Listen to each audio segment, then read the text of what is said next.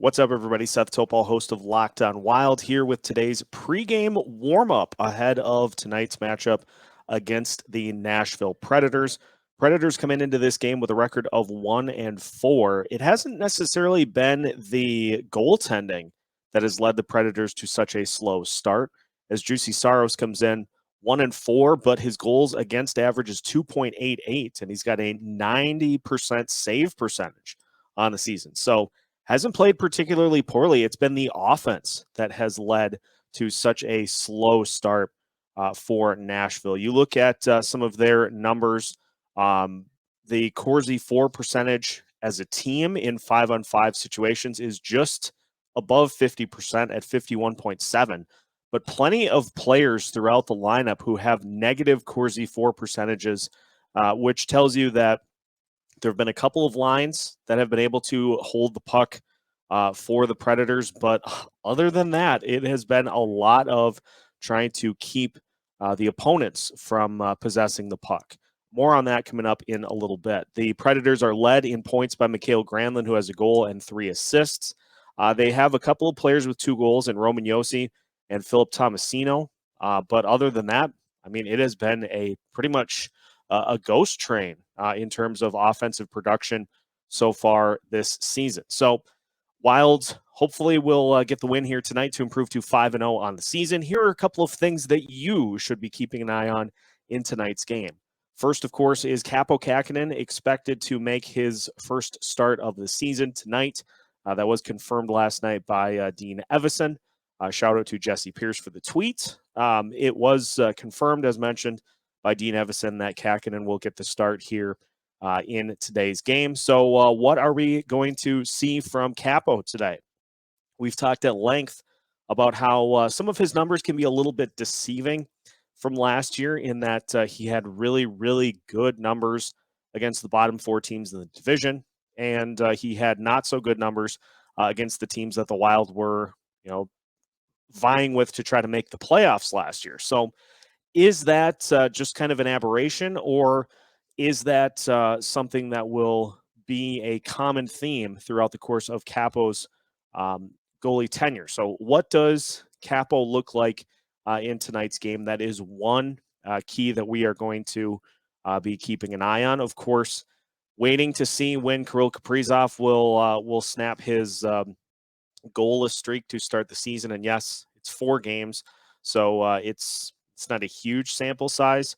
But we do need to also keep in mind that Kirill is seeing some major additional attention, and maybe seeing a little bit of frustration as he has garnered penalties in the last couple of games for the Wild. So maybe that's a sign that he's starting to get close. And of course, the looks just keep coming for Kaprizov.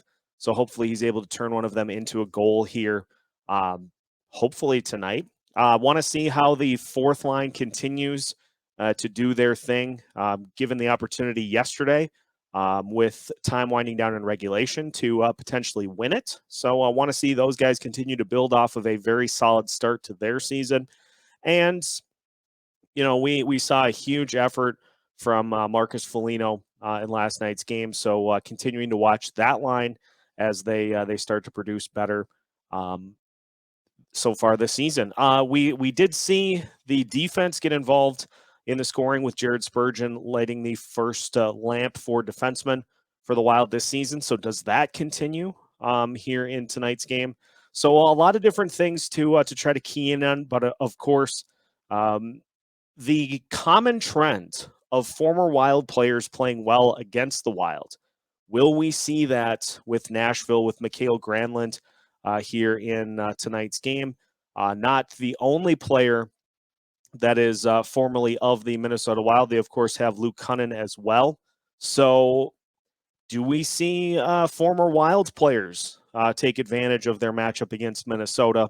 And are the Wilds going to be able to take advantage of whoever is in net for the Predators? I would imagine it's probably not going to be Juuse Saros, but stranger things have happened.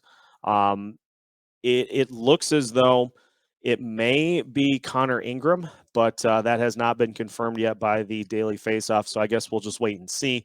But can the Wild take advantage and avoid the slow start?